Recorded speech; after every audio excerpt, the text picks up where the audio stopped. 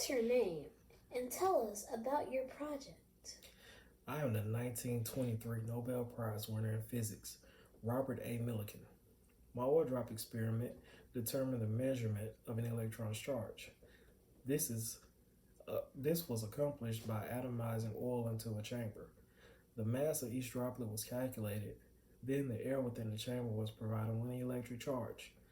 The air within the chamber was then ionized, which allowed for the oil droplets to capture the lost electrons and became negatively charged. The droplets would then fall into a chamber that had two parallel plates that were battery charged. They were charged by a battery. This created an electric field used to balance the gravitational force to suspend the droplets in air. When the droplet was suspended in air, it is known that the force of the field is equal to the weight of the droplet because force equals mass times gravity. Knowing the charge of the battery, mass of the droplet, and the gravitational force, we were able to determine the charge of the droplet using the equation Q equals mg over E.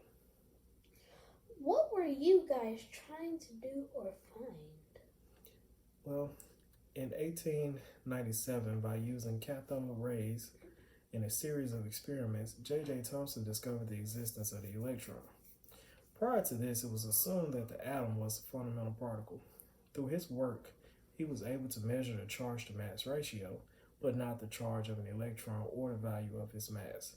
I set out to determine the magnitude of an electron's charge.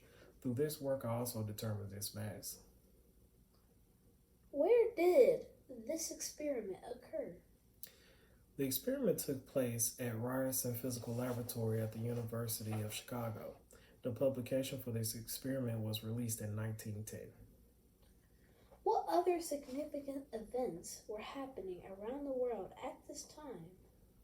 Well, it's interesting. On November the 1st, in 1910, W.E.B. Du Bois published the first issue of Crisis. Du Bois wrote that the goal of the newspaper was to set forth the facts and arguments which show the danger of race prejudice, particularly as manifested today toward colored people. The newspaper brought about an intellectual revolution for the black community. It was also one of the first newspapers to carry an article that protested the internment of American citizens of Japanese descent in concentration camps. Who else was involved in this experiment? Well, Harvey Fletcher had some involvement in this project. The extent of his contributions has not been verified. For this reason, he is often not mentioned with this experiment. What was your role in this experiment? Well, I created, led, and evaluated the research for this experiment. I alone won the Nobel Prize for this experiment. What impact did your experiment have on the physics community? I believe it had a great impact on the physics community. The experiment was the first to conclusively refute the minority of scientists who still believe electrons were not fundamental particles.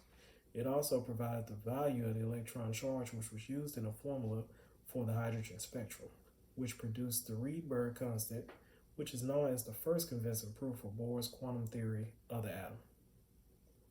What was your initial motivation for the oil drop experiment? Well, by 1906, I realized that my career had not produced anything of value as a research physicist. I was not happy with being known only as an educator, so I stopped writing textbooks and shifted my focus to this experiment.